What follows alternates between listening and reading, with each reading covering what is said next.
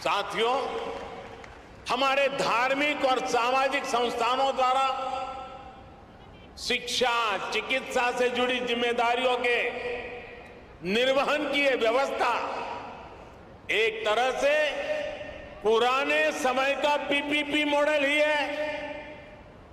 इसे public private partnership तो कहते ही हैं, लेकिन मैं इसे परस्पर प्रयास के तौर पर भी देखता हूं। राज्य अपने स्तर से व्यवस्था खड़ी करते थे, बड़े बड़े विश्वविद्यालयों के निर्माण की में भूमिका निभाते थे, लेकिन साथ ही धार्मिक संस्थान भी इसका एक महत्वपूर्ण केंद्र होते थे। आज देश भी ये कोशिश कर रहा है कि सरकारें पूरी निष्ठा और ईमानदारी से मिशन मोड में देश के स्वास्थ्य और शिक्षा क्षेत्र का कायाकल्प करें। इसके लिए सामाजिक संस्थाओं को भी प्रोत्साहन दिया जा रहा है।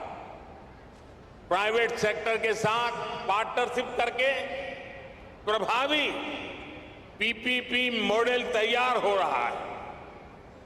मैं इस मंच से आह्वान करता हूं, अमृता हॉस्पिटल का यह प्रकल्प देश के दूसरे सभी संस्थाओं के लिए भी एक आदर्श बनेगा, आदर्श बन के उभरेगा। हमारे कई दूसरे धार्मिक संस्थान इस तरह के इंस्टीट्यूट चला भी रहे, कई संकल्पों पर काम कर रहे हैं। हमारे प्राइवेट सेक्टर पीपीपी मॉडल के साथ साथ स्पिरिचुअल प्राइवेट पार्टनरशिप की वो भी आगे बढ़ा सकते हैं। ऐसी संस्थाओं का संसाधन उपलब्ध करवाकर उनकी मदद कर सकते हैं।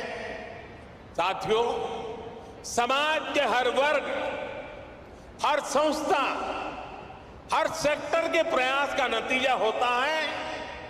ये हमने कोरोना के इस काल में भी देखा है। इसमें भी जो स्पिरिचुअल प्राइवेट पार्टनरशिप रही है, आज उसका मैं विशेष रूप से जिक्र करूंगा।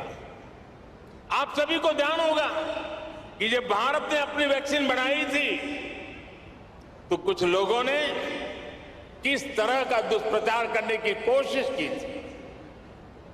इस दुष्प्रचार की वजह से समाज में कई तरह की अफवाहें फैलने लगी, लेकिन जब समाज के धर्मगुरु, आध्यात्मिक गुरु एक साथ आए, उन्होंने लोगों को अफवाहों पर ध्यान न देने को कहा और उसका तुरंत असर भी हुआ। भारत को उस तरह की वैक्सीन हेसिटेंसी का सामना नहीं करना पड़ा जैसा अन्य देशों को देखने को मिला। आज सबका प्रयास की यही भावना है जिसकी वजह से भारत दुनिया का सबसे बड़ा वैक्सीनेशन कार्यक्रम सफलतापूर्वक चला पाया।